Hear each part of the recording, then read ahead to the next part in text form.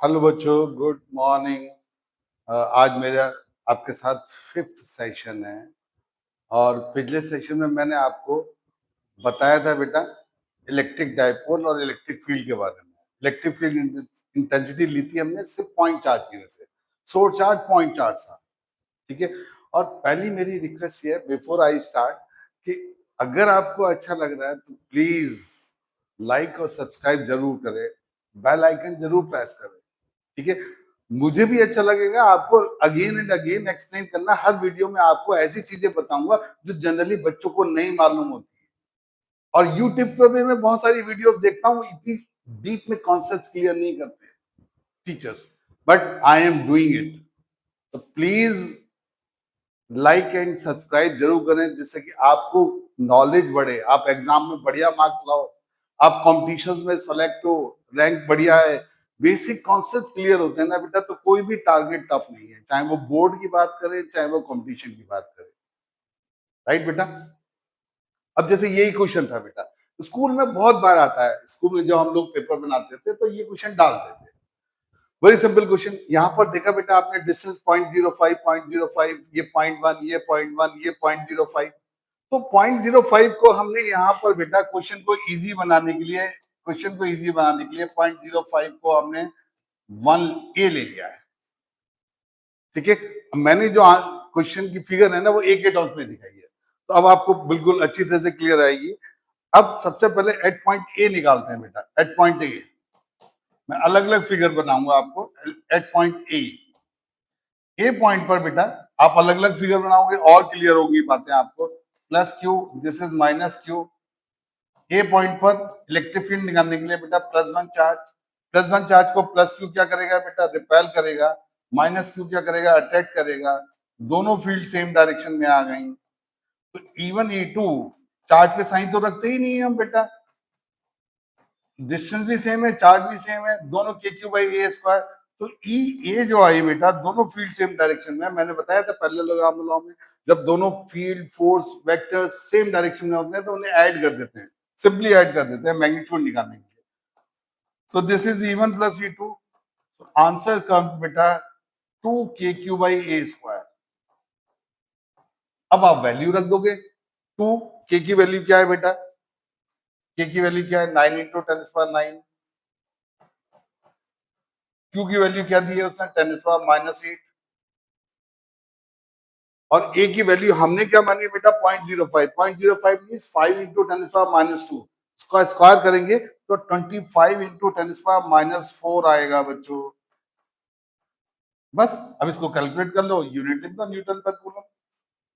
Calculate exam में भी अगर आपके पास टाइम बचे तब लास्ट में कैलकुलेशन करना है। एमसीक्यू में तो आपको ठीक ही करना पड़ेगा, जरूरी है, निकालना ही पड़ेगा। बट अगर सब्जेक्ट में तो right the values, put the units. तो किसी भी क्वेश्चन को ना बेटा वैल्यूज लास्ट में पुट करा करो, लास्ट में। मैंने देखा आपने, मैंने ए के टर्म्स में लिया कि क्यों फॉर्मूला यूज किया, लास्ट में वैल्यूज पुट करी। You adopt same method. Right children. तो ए पॉइंट पर समझ में आ गई बेटा बात। अब हम बात कर रहे हैं एट पॉइंट बी।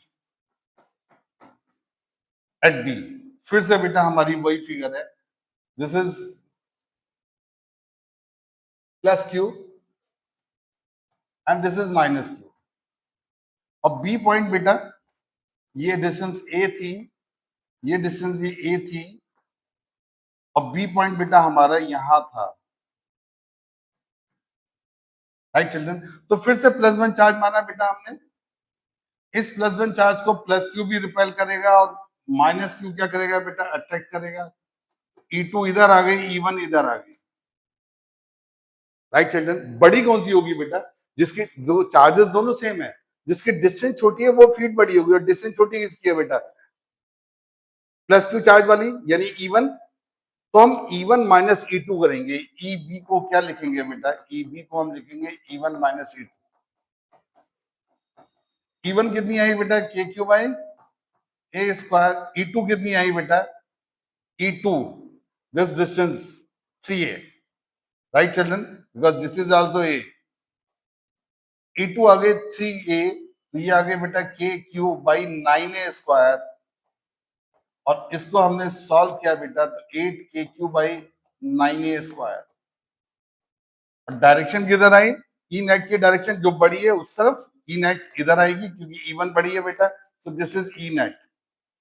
किस पॉइंट पर, बी पॉइंट पर। ए और बी दोनों निकाल दिए, अच्छी तरह समझ में आ गया। अब इनकी वैल्यूज रख देना है, के क्यू बाई ए स्क्वायर की वैल्यू जो आपने यहाँ निकाली वो यहाँ पर 8/9 से मल्टीप्लाई कर देना, नथिंग एल्स। राइट चिल्ड्रन, ठीक है। अब हम बात कर रहे हैं बेटा at point C. C point कहां है बेटा, सी पॉइंट देखो फिर से, this is plus Q, this is minus Q. C point perpendicular bisector पे है और इसकी डिस्टेंस दी है बेटा, सी पॉइंट की डिस्टेंस दी है, ये वाली भी 2 है और ये वाली भी 2 है बेटा। फिगर में देखो 0.1 दे रहा है वो, 0.1 का मतलब 2 हो गई बिकॉज हमने 0.05 को ये माना था बेटा। फिर +1 चार्ज ले लिया हमने यहाँ पर, +1 चार्ज को प्लस क्यू क्या रिपेल करेगा बेटा, माइनस क्यू क्या करेगा, अट्रैक्ट करेगा। दोनों इक्वल होंगी, दोनों इक्वल होगी क्योंकि दोनों की डिस्टेंस सेम है। तो E1 E2 दोनों की वैल्यू कितनी आई बेटा, K Q by 4a²।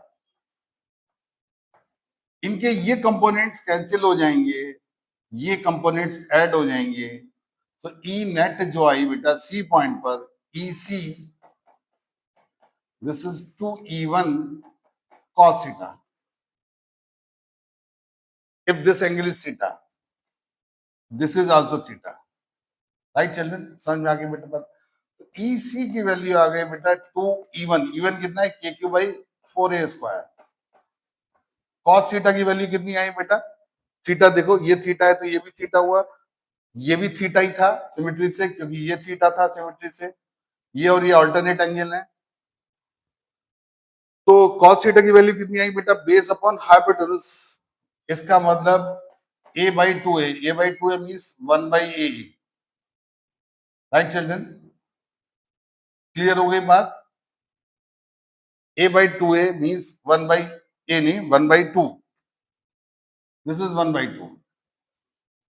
Right, तो आंसर क्या आ गया बेटा, 2 से 2 कट गया, आंसर क्या आ गया, K Q by 4a²। This is E C, मैं बॉक्स में कर दे रहा हूं final answers. E C A I बेटा K Q by 4a²। E B, E A I थी बेटा, ई ए ये थी बेटा, ये थी और ई बी ये थी। अब आप वैल्यूज रख सकते हैं, I think it will be clear to you now. समझ में आ गया बेटा, क्वेश्चन कैसे करने हैं, क्वेश्चन करने के भी अपने पर्टिकुलर वेज होते हैं।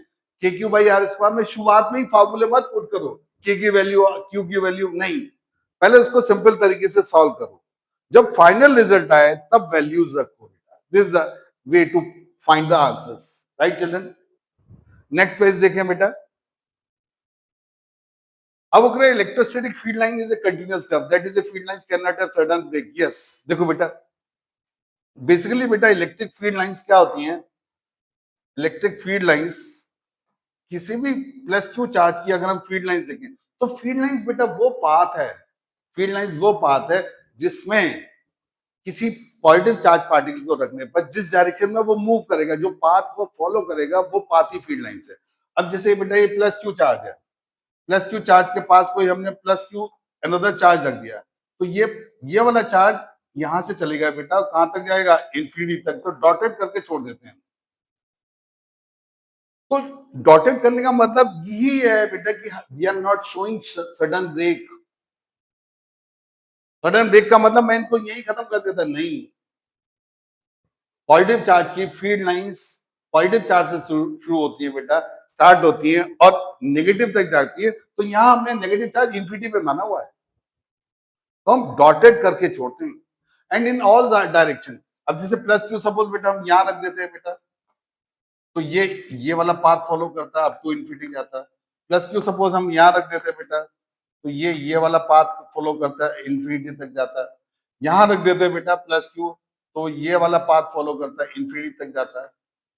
तो इस क्वेश्चन में यही तो पूछा बेटा, electric field lines are continuous curve. Continuous curve का मतलब जैसे ये पाथ तो स्ट्रेट लाइन है बेटा, बट अगर हम एक पॉजिटिव चार्ज और एक नेगेटिव चार्ज की ड्रॉ करें बेटा, तो पॉजिटिव से चलेगी, नेगेटिव पर खत्म होगी, नेगेटिव पर खत्म होगी। तो ये कंटिन्यूअस पाथ है बेटा, पॉजिटिव से चल रहा है, नेगेटिव पे ही खत्म हो रहा है, बीच में कहीं ब्रेक नहीं हो रहा। वो यही कह रहा है, these may not have sudden breaks. देखो आप, what is written in question, these may not have sudden break. Sudden break का मतलब समझ में आ गई, एकदम कभी खत्म नहीं होती, खत्म होगी तो नेगेटिव पे ही खत्म, राइट चिल्ड्रन, समझ में आ गया। फिर दूसरा कह रहा है बेटा, two field lines never cross each other. Yes, very simple, ये तो हम लिखवाते हैं, हम तो नोट करवाते हैं, दो फील्ड लाइंस कभी भी इंटरसेक्ट नहीं करती। उसका रीजन क्या है बेटा, दो फील्ड लाइंस, अगर हम फील्ड लाइंस सपोज ऐसे दिखाते हैं बेटा, और एक फील्ड लाइन हमने ऐसे दिखा दी, तो पॉइंट ऑफ इंटरसेक्शन पर इस वाली फील्ड लाइन के अकॉर्डिंग टेंजेंट की डायरेक्शन ये हुई, ये इलेक्ट्रिक फील्ड हो गई, और इस वाली फील्ड लाइन के अकॉर्डिंग इलेक्ट्रिक फील्ड की डायरेक्शन ये हो गई बेटा। और एक ही पॉइंट पर दो फील्ड की डायरेक्शन नहीं हो सकती। बच्चों बात समझ में आ गई, इसलिए हम कहते हैं कि दो फील्ड लाइंस कभी भी इंटरसेक्ट नहीं करती। बिल्कुल मैग्नेटिक फील्ड में भी यही प्रॉपर्टी है, वहां भी बेटा हम ये कहते हैं magnetic field lines never intersect each other. But magnetic field lines को अगर हम देखें बेटा, नॉर्थ से चलेगी साउथ पर, मैग्नेट के बाहर, मैग्नेट के अंदर भी चलती हैं साउथ से नॉर्थ। तो these are close loops, these are close loop, close path तो है ही, क्लोज लूप भी है। ये बेटा क्लोज्ड पाथ हैं, कंटिन्यूअस पाथ हैं, कंटिन्यूअस पाथ,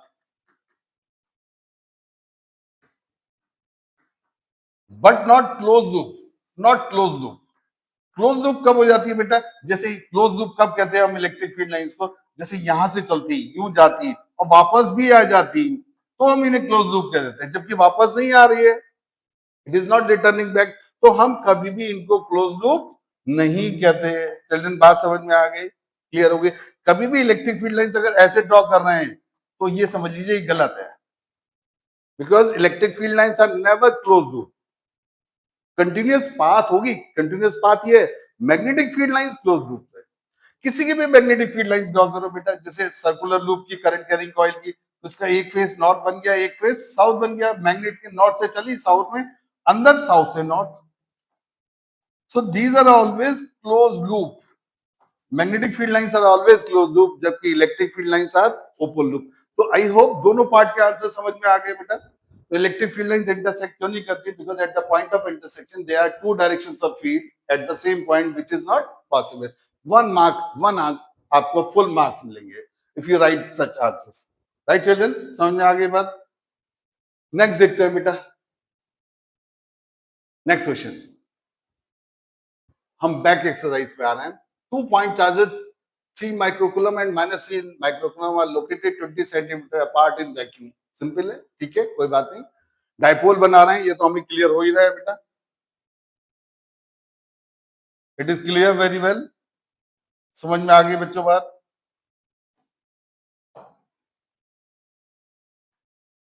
तो एक है बेटा +3 माइक्रोकूलम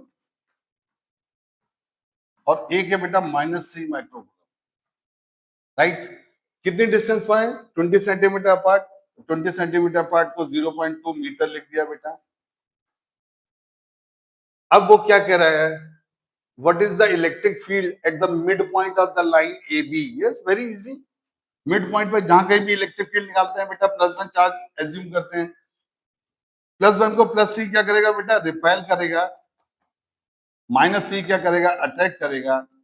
तो इस ए पॉइंट पर जो इलेक्ट्रिक फील्ड आई बेटा ई ए, वो दोनों का सम आ गई E1 + E2, और ये डिस्टेंस फिर से ए मान लो बेटा,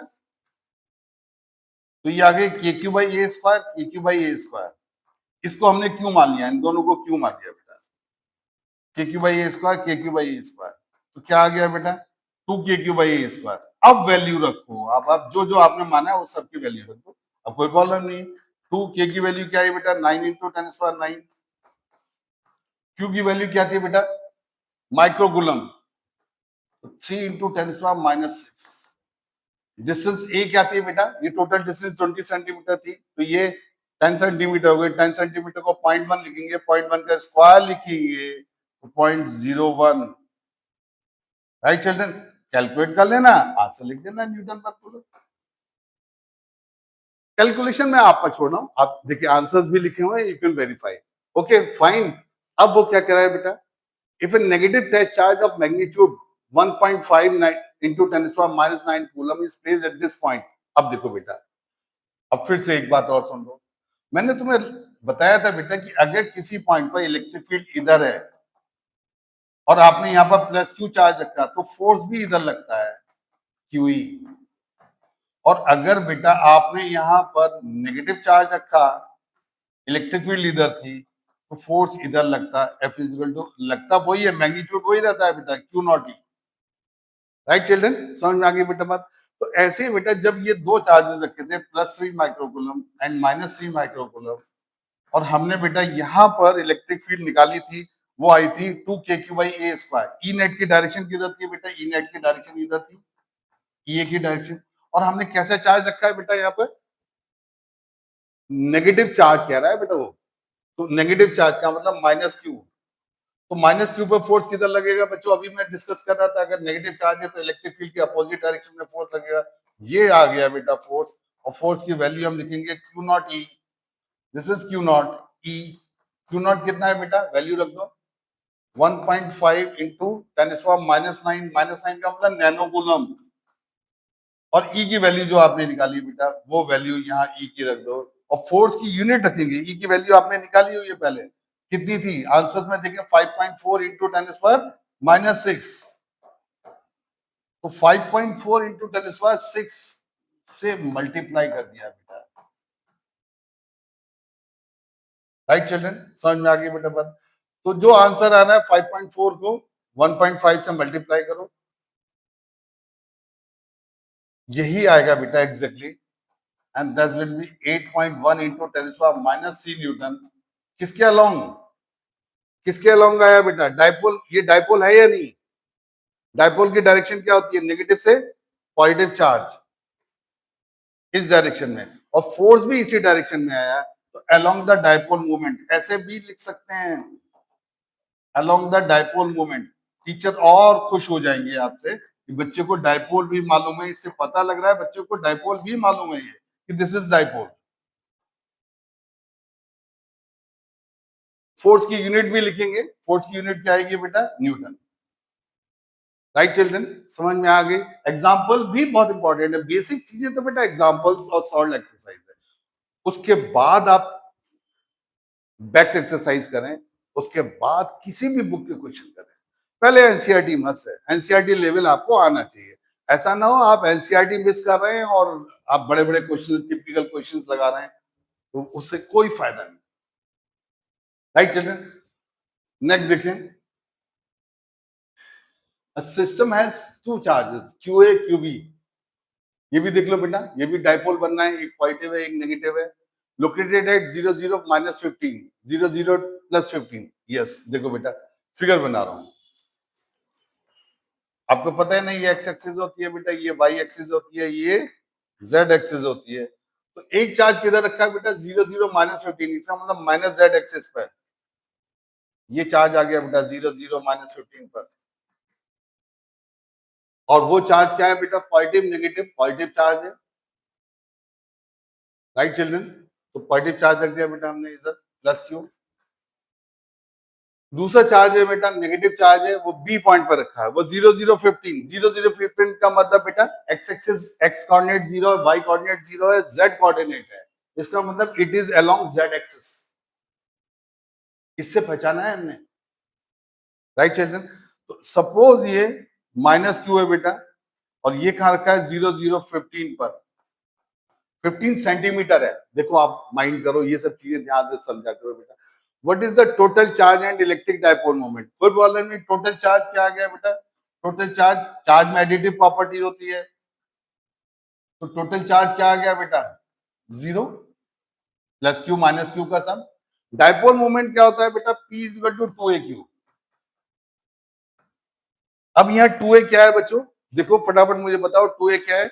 ये 15 है, ये 15 है, 2A 30 सेंटीमीटर है, तो 0.3 लिख दिया बेटा, और क्यू की वैल्यू पुट कर दी। क्यू की वैल्यू क्या है बेटा, 2.5 इंटू 10⁻⁻7।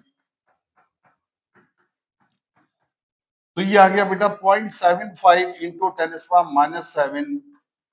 और डायपोल मोमेंट की यूनिट क्या होती है बेटा, coulomb into metre. Right children, समझ में आ गई बात। अब अगर इसको हम वेक्टर फॉर्म में लिखना चाहते हैं बेटा, तो भी कोई प्रॉब्लम नहीं है, ठीक है। डायपोल मोमेंट, डायपोल मोमेंट क्या है बेटा, इसको हम ऐसे लिख सकते हैं 7.5 इंटू 10⁻⁻8, आंसर को मैच करने के लिए, कूलम मीटर। डायपोल मोमेंट की डायरेक्शन क्या है बेटा, नेगेटिव से पॉजिटिव चार्ज होती है, ये डायपोल मोमेंट की डायरेक्शन होती है। अब इसको वेक्टर फॉर्म में लिखना है तो भी इजी है, इसको लिख दो बेटा, पी के कैप। के कैप आएगा माइनस के कैप आएगा, बिकॉज इट विल माइनस के अलोंग नेगेटिव जेड एक्सिस है बेटा, तो माइनस के कैप। तो ये आ गया बेटा माइनस पी के कैप, ये वेक्टर फॉर्म में आ गया बेटा। अब पी की वैल्यू रख दो, पी की वैल्यू कितनी आई बेटा, 7.5 इंटू 10⁻⁻8 के कैप, ये वेक्टर फॉर्म में आ गया बेटा, डायपोल मोमेंट। राइट चिल्ड्रन, समझ में आ गई बेटा बात। नेक्स्ट क्वेश्चन करें, देखो अलोंग जेड एक्सिस उसने लिखा हुआ है,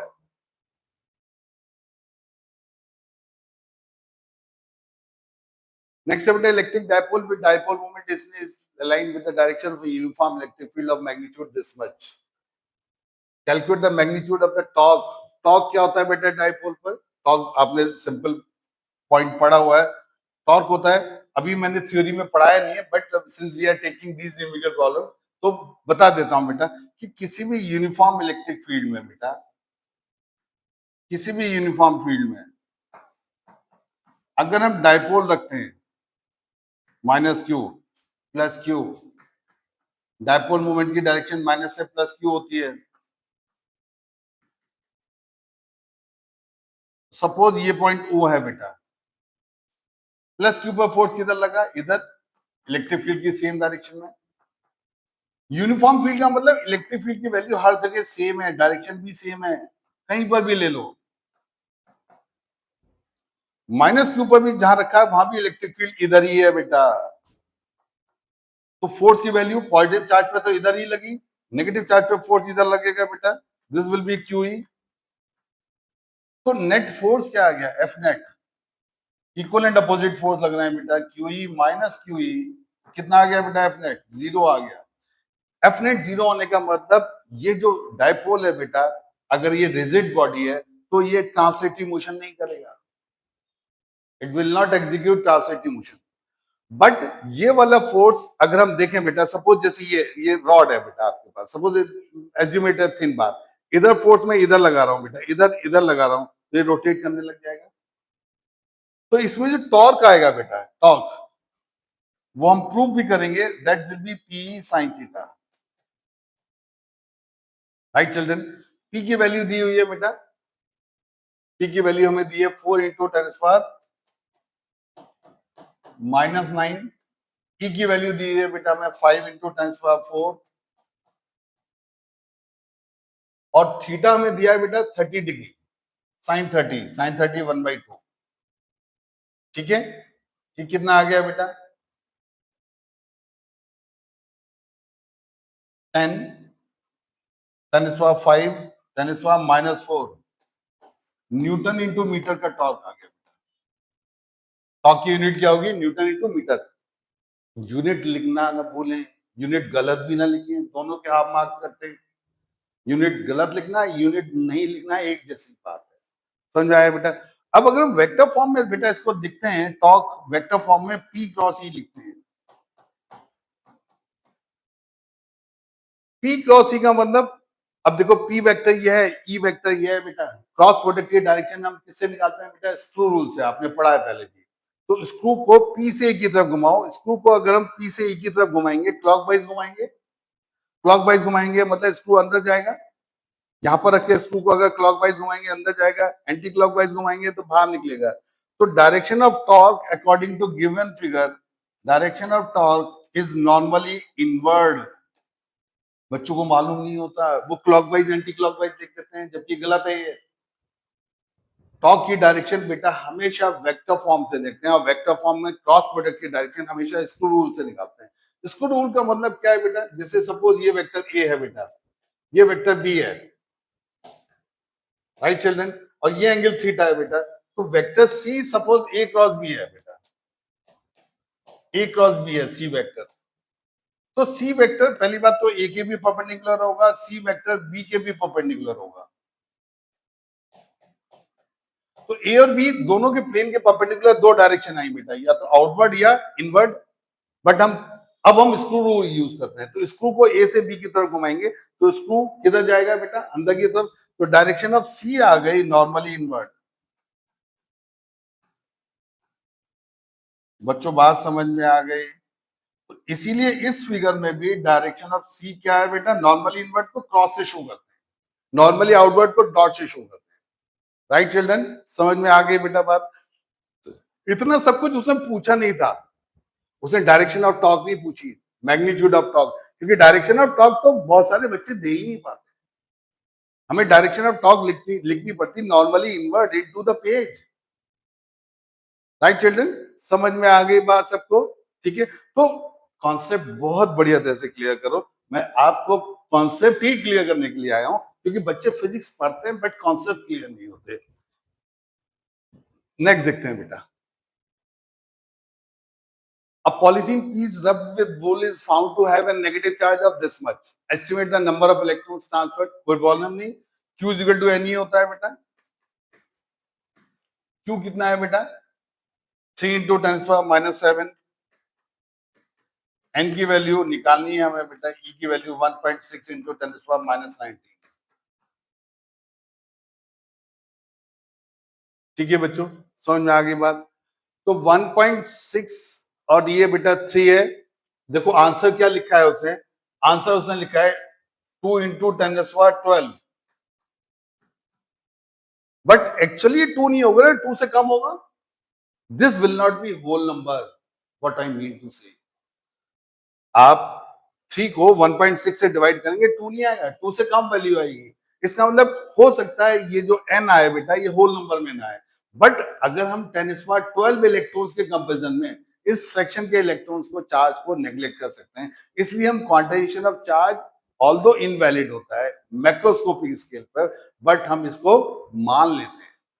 बच्चों बात समझ में आ गई, क्लियर है। तो कितने इलेक्ट्रॉन ट्रांसफर हुए 3/1.6, देखो बुक में क्या लिख रहा है 2 into 10^12, एग्जैक्ट फिगर नहीं होगी ये, 10^12 तो आएगा नो डाउट, अगर हम n निकालेंगे बेटा तो 3/1.6, 10⁻⁻7 है, ऊपर गया 10⁻12 आ गया, तो n की वैल्यू एग्जैक्ट होल नंबर नहीं आएगी, but even then whole number हम, अब जैसे सपोज n की वैल्यू बेटा 35758 आ रही है, तो हम इतने इलेक्ट्रॉन्स के कंपैरिजन में 0.9 को नेग्लेक्ट कर देते हैं, ऐसा होता है। बच्चों बात समझ में आ गई। अब जब इतने इलेक्ट्रॉन ट्रांस बी पार्ट पे आते हैं, अब जब इतने इलेक्ट्रॉन ट्रांसफर हुए बेटा तो कुछ मास भी ट्रांसफर हुआ, ऑब्वियसली, समझ में आया बेटा। इसमें पॉलीथीन को हमने रब किया वूल से, पॉलीथीन क्या है बेटा एबोनाइट रॉड की तरह, तो इस पे कैसा चार्ज आएगा नेगेटिव, और वूल पर पॉजिटिव चार्ज आएगा, तो वूल का मास कम हो जाएगा, पॉलीथीन का मास बढ़ जाएगा। देखो वो पूछा estimate the number of electrons transferred from which to which, किससे किस पे हुए, तो हम क्या लिखेंगे बेटा, किससे किस पे हुए, पॉलीथीन पे कैसा चार्ज आया नेगेटिव, इसका मतलब पॉलीथीन से इलेक्ट्रॉन ट्रांसफर हुए या इलेक्ट्रॉन्स आए, पॉलीथीन पर इलेक्ट्रॉन्स आए बेटा, किससे, वूल से, क्योंकि वूल कैसी हो गई यहाँ पर अब पॉजिटिवली चार्ज, राइट, क्लियर हो गई बेटा बात। इलेक्ट्रॉन्स आ रहे हैं, नेगेटिव चार्ज आ रहा है ना, इस पर नेगेटिव हुआ इस पर पॉजिटिव हुआ, तो इसका मतलब इलेक्ट्रॉन आए ना पॉलीथीन पर, कितने इलेक्ट्रॉन्स आए वो हमें पता लग गया अभी। ट्रांसफर ऑफ मास, यस मास भी ट्रांसफर होता है, एक इलेक्ट्रॉन का कुछ मास है ना, तो इतने सारे इलेक्ट्रॉन्स का भी कुछ तो मास होगा, तो इसमें इट्स नॉट डिफिकल्ट। तो ट्रांसफर ऑफ मास क्या आ गया बेटा, आप जो भी नंबर आ रहे हैं इलेक्ट्रॉन्स के, उसको एक इलेक्ट्रॉन के मास से मल्टीप्लाई कर दो। समझ में आ गई बेटा बात? और कितने इलेक्ट्रॉन्स आ रहे हैं बेटा? 2 × 10⁻12। 2 × 10⁻12 को हमने एक इलेक्ट्रॉन के मास से मल्टीप्लाई किया बेटा।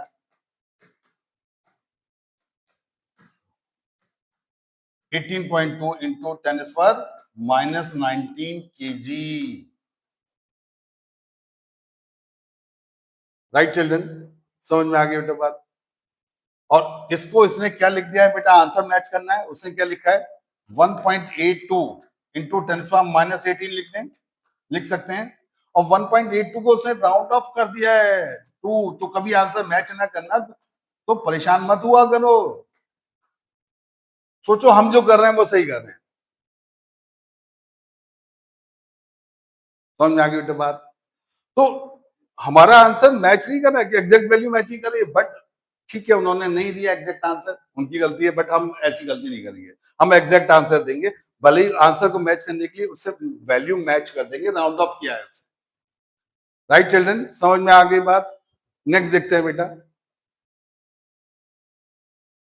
Two insulated charged copper spheres A and B having centers separated by distance 50 centimeter. What is the mutual force of electrostatic repulsion? Obviously repulsion होगा, ठीक है।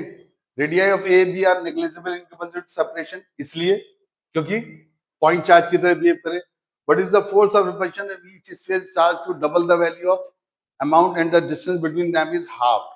Right children? समझ में आ गई बेटा बात? अब देखो पहली बात तो दो चार्ज स्फीयर है बेटा, दोनों प्लस क्यों है? ठीक है, जब साइन नहीं लगाता है ना बेटा, जब साइन नहीं लगाता किसी चार्ज के सामने तो आप पॉजिटिव ही मानेंगे। साइन नहीं लगाया ना, उसने कहीं पॉजिटिव की बात, रिपल्शन कह रहा है, तो रिपल्शन का मतलब दोनों हो सकते हैं, नेगेटिव भी हो सकता है और पॉजिटिव भी हो सकता है, बट हमने पॉजिटिव मान लिया। तो ये एक दूसरे को रिपेल करेंगे बेटा। ये 2 है, सपोज ये 1 है, तो इस पर फोर्स इधर आ गया, इस पर फोर्स इधर आ गया बेटा। और F12 F21 की वैल्यू दोनों इक्वल होंगी बेटा, and this is given to us. K की वैल्यू क्या है? 9 × 10⁻9। Q1 Q2 क्या है बेटा? 6.5 × 10⁻7।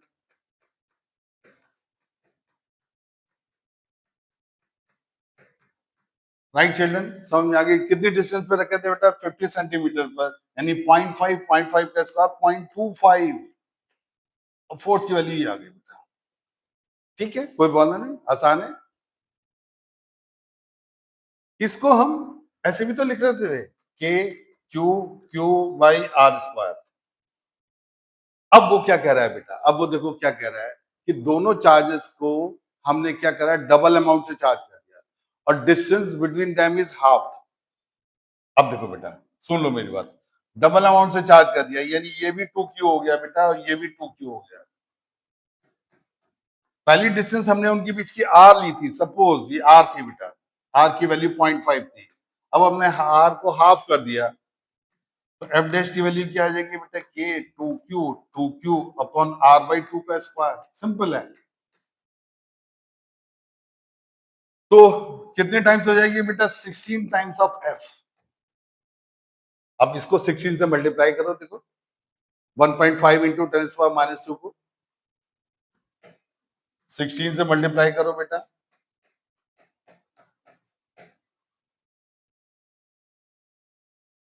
आया नहीं? 24 × 10⁻2, और 24 × 10⁻2 का आंसर मैच करना है तो 0.24 लिख दो।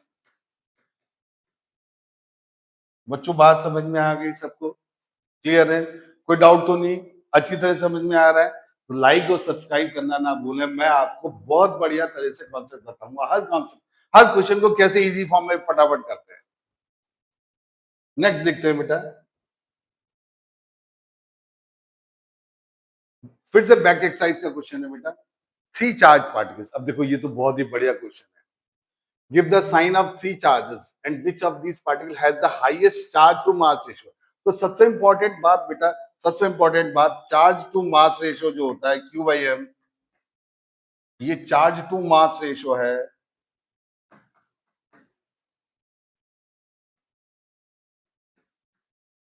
इसको स्पेसिफिक चार्ज भी कहते हैं बेटा।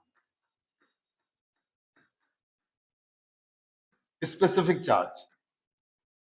राइट चिल्ड्रन, तो अब मैं तुम्हें ये क्वेश्चन समझाता हूं बेटा, अच्छा क्वेश्चन है। देखो, ऊपर वाली प्लेट पॉजिटिव है, नीचे वाली प्लेट नेगेटिवली चार्ज है। इलेक्ट्रिक फील्ड पॉजिटिव से नेगेटिव की तरफ होती है, वो हमने पढ़ा है, गॉस थ्योरम में पढ़ेंगे एप्लीकेशंस में। राइट, अब ये जो चार्ज पार्टिकल के तीन के पाथ दिखाए बेटा, एनसीईआरटी में जो फिगर बनाई है ना, वो बहुत बढ़िया तरह से नहीं है।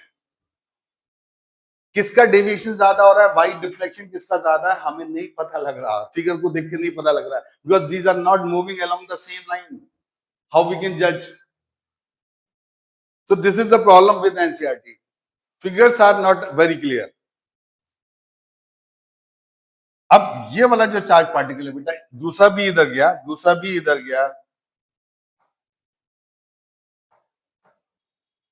दूसरा ये इधर गया बेटा, दूसरा भी इधर गया है, हम मान रहे इधर गया है बेटा, और तीसरा वाला इधर गया है।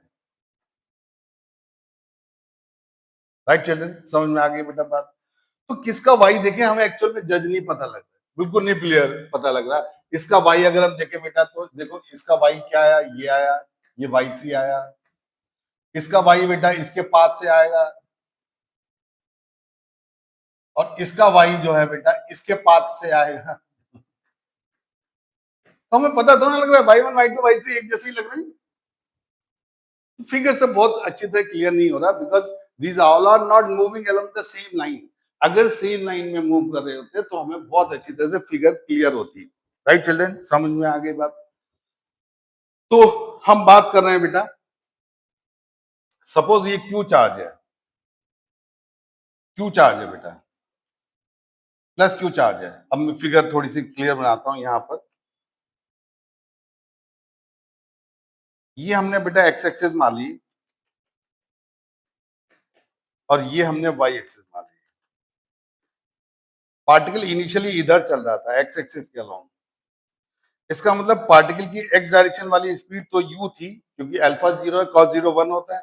आपने प्रोजेक्टाइल में पढ़ा है ना, प्रोजेक्टाइल में याद है आपको, आपने क्या पढ़ा था बेटा, अगर पार्टिकल को हम इस डायरेक्शन में फेंकते थे बेटा, और यू स्पीड थी, ये एंगल अल्फा था, तो यूएक्स को हम यू कॉस अल्फा लिखते थे,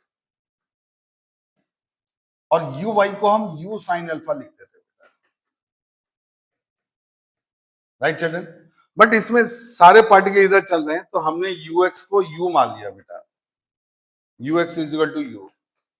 अब पार्टिकल एक्स एक्सिस के अलोंग भी चल रहा है, सपोज एक्स एक्सिस के अलोंग उसने इतनी डिस्टेंस चली, सारे पार्टिकल ने एक्स एक्सिस के अलोंग द डिस्टेंस सेम चली, और सपोज अगर ये बेटा पॉजिटिव चार्ज पार्टिकल है, तो ये इलेक्ट्रिक फील्ड के अलोंग मूव करेगा, इलेक्ट्रिक फील्ड डाउनवर्ड डायरेक्शन में, तो इस पर फोर्स भी नीचे की तरफ लगेगा। इसका मतलब ये आया बेटा कि जो ये वाला पार्टिकल है, थर्ड पार्टिकल जो है बेटा इस फिगर में, वो पॉजिटिवली चार्ज होगा, 1 और 2 नेगेटिवली चार्ज होंगे, क्योंकि वो इलेक्ट्रिक फील्ड की अपोजिट डायरेक्शन में मूव कर रहे हैं, पॉजिटिव प्लेट की तरफ। राइट चिल्ड्रन, समझ में आ गई बेटा बात। ये डिस्टेंस हमने वाई ले ली बेटा। अब जब पार्टिकल, कोई भी पार्टिकल बेटा एक्स एक्सिस के अलोंग भी मूव करता है, वाई के अलोंग भी मूव करता है, हमारी जो इक्वेशन ऑफ मोशन है ना, x is equal to u t plus half t square, x axis के लिए वन डायमेंशन में वैलिड है, तो x के लिए अलग लिखेंगे इसको, y के लिए अलग लिखेंगे। तो x के लिए बेटा हमने क्या लिखा है इसको, x के लिए ux t प्लस हाफ ए एक्स टी स्क्वायर, और x डायरेक्शन में आप देख रहे हैं कोई फोर्स ही नहीं है। x डायरेक्शन में जब इलेक्ट्रिक, y डायरेक्शन में इलेक्ट्रिक फील्ड है, इलेक्ट्रिक फील्ड तो नीचे की तरफ है ना बेटा, तो क्यू ई फोर्स नीचे की तरफ लगा ना, प्लस चार्ज पर, और नेगेटिव चार्ज पे ऊपर लगेगा, इसमें तो कोई प्रॉब्लम नहीं है। तो यहां पर बेटा अगर हम देखें एक्स डायरेक्शन में कोई एक्सेलरेशन नहीं है, और यूएक्स एक्स डायरेक्शन में यू थी बेटा इंटू टी, एक्स डायरेक्शन में कोई एक्सेलरेशन, वाई डायरेक्शन में है एक्सेलरेशन, ए वाई लिखेंगे हम, ए वाई को क्या लिखेंगे बेटा, q E by m, force upon mass. But a x 0 है, because there is no force, there is no electric field along x direction, no force. Right children, समझ में आ गई बेटा बात। तो 0 इंटू टी स्क्वायर, एक्स की value आ गई बेटा u into t. Right children, यहां से हमने t की वैल्यू निकाल ली बेटा x अपॉन यू। इतनी बात सबको समझ में आ गई। यहां से हमने टी की वैल्यू ली, उसी टाइम में पार्टिकल ने वाई डायरेक्शन में जो डिफ्लेक्शन कराया वो वाई है बेटा। तो अब हमने वाई की इक्वेशन लिखी। वाई की इक्वेशन क्या है बेटा? U y t plus half a y t square. जब हम वाई डायरेक्शन में डिस्प्लेसमेंट की इक्वेशन लिखते हैं बेटा, तो इनिशियल स्पीड भी वाई वाली, एक्सेलरेशन भी वाई वाला और डिस्प्लेसमेंट तो है ही वाई वाला, ये सारी चीजें। अब y u y a y सब वेक्टर क्वांटिटी है। हमने सपोज बेटा नीचे की डायरेक्शन पॉजिटिव मान ली, तो वाई भी प्लस हो गया, प्लस वाई। यू वाई तो जीरो ही था, कुछ है ही नहीं प्रॉब्लम। ए वाई नीचे की तरफ ही था, तो उसको भी प्लस ले लिया बेटा हमने, क्यू ई बाई एम। और टी की वैल्यू वही रख दी, एक्स अपॉन यू, तो x square by u square. तो वाई की वैल्यू आ गई बेटा q E by m x square by u square. ये पाथ आ गया बेटा। अब आपने 10th क्लास में पढ़ा था ना कि अगर x की डिग्री 2 है तो पाथ पैराबोलिक होता है। तो this is the equation of parabolic path. और आपने वैसे ही पढ़ा होगा y is equal to 4a x square, या x square is equal to 4a by, सब पैराबोला है। बच्चों बात समझ में आ गई? या y square is equal to 4ax, सब पैराबोला है बेटा। तो यहां पर आप देखो अगर, तो सबसे ज्यादा डेविएशन अब आप देखें बेटा इसमें x सेम है सब पार्टिकल के लिए, फॉर ऑल। u सेम है फॉर ऑल, e सेम है फॉर ऑल। राइट चिल्ड्रन, समझ में आ गई बेटा बात? तो y की वैल्यू किसके प्रोपोर्शनल आ गई बेटा? q बाई एम की। तो जिसका चार्ज टू मास रेशियो सबसे ज्यादा होगा उसका डिफ्लेक्शन भी सबसे ज्यादा होगा।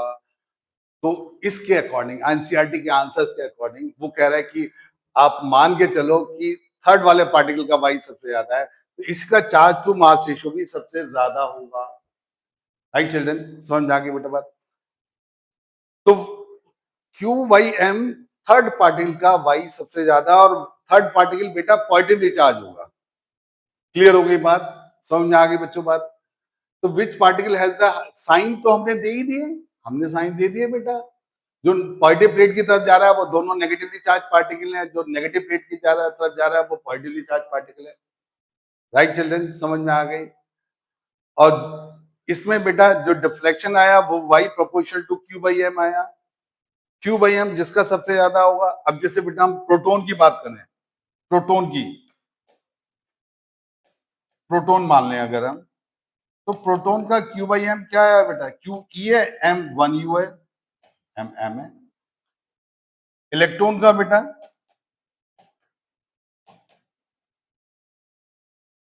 ये यही है, बट इलेक्ट्रॉन का मास प्रोटॉन के मास का 2000 टाइम्स कम होता है। और अल्फा पार्टिकल की बात करें बेटा, अल्फा पार्टिकल के लिए, अल्फा पार्टिकल के लिए चार्ज क्या होता था बेटा उसका? 2e, और मास होता था 4m। ठीक है, तो ये आ गया बेटा E/2m। राइट चिल्ड्रन, समझ में आ गई बात?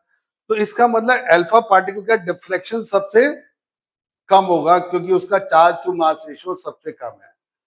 चार्ज टू मास रेशियो सबसे ज्यादा किसका है बेटा? यहां पर आप देखो इलेक्ट्रॉन का। और इलेक्ट्रॉन किधर की तरफ जाएगा बेटा?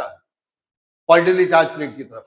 तो अगर मैं अपने आप जज करूं कि इस फिगर के अकॉर्डिंग मुझे नहीं पता लग रहा है, तो मैं इस मान के चल रहा हूं कि y1 सबसे ज्यादा है। y1 अगर सबसे ज्यादा है बेटा, तो इसका मतलब y1 फर्स्ट वाला पार्टिकल इलेक्ट्रॉन होगा। बच्चों बात समझ में आ गई? But I can not argue on this topic because figure is not clear. Is that clear? समझ में आ गई बच्चों बात? Very important question. अब इसका मतलब ये आ गया बेटा कि कोई भी चार्ज पार्टिकल अगर इलेक्ट्रिक फील्ड के अलोंग चल रहा है तो उसका पाथ स्ट्रेट लाइन होता है। इलेक्ट्रिक फील्ड के अलोंग चल रहा है। अब जैसे कोई पार्टिकल बेटा यहां होता, आपको मैंने सॉल्ड एग्जांपल में बताया था पहले भी कि उसका इलेक्ट्रिक फील्ड इधर थी, तो वो इलेक्ट्रिक फील्ड के अलोंग चल रहा है, तो पाथ स्ट्रेट लाइन था। बट यहाँ इलेक्ट्रिक फील्ड इधर है बेटा और पार्टिकल यूं चल रहा है, परपेंडिकुलर चल रहा है। तो अगर कोई भी चार्ज पार्टिकल इलेक्ट्रिक फील्ड के परपेंडिकुलर चलेगा तो पाथ पैराबोलिक होगा। याद रखेंगे बेटा? कोई भी चार्ज पार्टिकल अगर इलेक्ट्रिक फील्ड के परपेंडिकुलर चलेगा पैराबोलिक होगा, इलेक्ट्रिक फील्ड से कुछ और एंगल बनाएगा तो भी पाथ पैराबोलिक होगा। जैसे बेटा आपने यहां देखा था 11वीं क्लास में प्रोजेक्टाइल मोशन में जी इधर था, यू इधर था बेटा, तो ये भी पाथ पैराबोलिक ही तो कहा था हमने, ये भी पाथ पैराबोलिक था, बट ये पैराबोलिक पार्ट का कट पार्ट है। समझ में आ गई बच्चों बात? तो कोई भी चार्ज पार्टिकल बेटा अगर इलेक्ट्रिक फील्ड के अलोंग चल रहा है, अलोंग चल रहा है, अलोंग का मतलब जैसे बेटा मैं आपको बहुत क्लियर कर दूं अभी, सपोज जैसे ये इलेक्ट्रिक फील्ड है बेटा, यूनिफॉर्म इलेक्ट्रिक फील्ड है, ये इलेक्ट्रिक फील्ड है बेटा, सपोज ये इलेक्ट्रिक फील्ड है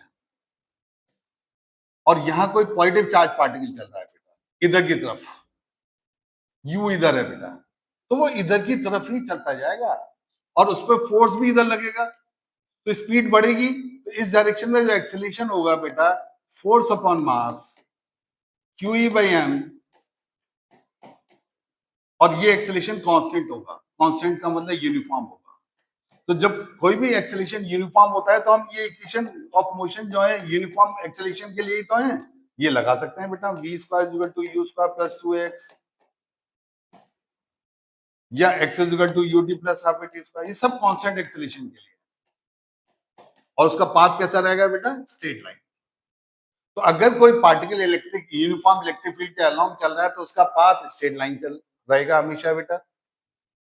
अब सपोज बेटा यहीं पर इसी को और क्लियर कर देता हूं मैं आपको, सपोज इलेक्ट्रिक फील्ड इधर है बेटा और ये नेगेटिव चार्ज पार्टिकल था, चल इधर रहा था, अब उस पर फोर्स किधर लगेगा बेटा, इलेक्ट्रिक फील्ड के अपोजिट, तो फोर्स इधर लगा तो एक्सेलरेशन भी इधर आया और एक्सेलरेशन की वैल्यू वही आई बेटा क्यू बाई एम। तो जब एक्सेलरेशन इधर होगा, वेलोसिटी उधर थी, तो स्पीड इसकी धीरे धीरे कम होगी, चलेगा स्ट्रेट लाइन में, तो फाइनल स्पीड कहीं जीरो भी हो जाएगी और फिर ये लौट के आएगा बेटा, फिर यू चलेगा। बच्चों बात समझ में आ गई? तो पाथ फिर से स्ट्रेट लाइन होगा and we can apply equation of motion. तो जैसे सपोज नेगेटिवली चार्ज मतलब इलेक्ट्रॉन है, कोई इलेक्ट्रिक फील्ड के सेम डायरेक्शन में चल रहा है, तो उसकी स्पीड घटेगी, रिड्यूस होगी, और प्रोटॉन है बेटा इलेक्ट्रिक फील्ड के अलोंग चल रहा है तो उसकी स्पीड बढ़ेगी, पाथ स्ट्रेट लाइन ही रहेगा। जबकि अगर इलेक्ट्रिक फील्ड इधर थी बेटा, अब पिछले क्वेश्चन में जो हम डिस्कस कर रहे थे, सपोज पार्टिकल इधर चल रहा है तो उसका पाथ पैराबोलिक हो जाएगा। बच्चों बात समझ में आ गई? अभी मैंने बताया था इलेक्ट्रिक फील्ड इधर थी, पार्टिकल इधर चल रहा था, तो ऐसा हो गया था। तो अगर ये पॉजिटिव चार्ज पार्टिकल है, इलेक्ट्रिक फील्ड के अलोंग डेविएट हो जाएगा उसका पाथ, तो पैराबोलिक पाथ। राइट चिल्ड्रन, समझ में आ गई बात? तो अब आपको मैं इतनी सारी चीजें बता रहा हूं, तो लाइक और सब्सक्राइब करना ना भूलें। मैं आपको और भी बढ़िया बढ़िया चीजें बताता रहूंगा हर टॉपिक में, नॉलेज बढ़ेगी इससे आपकी। Right children? Okay, thank you.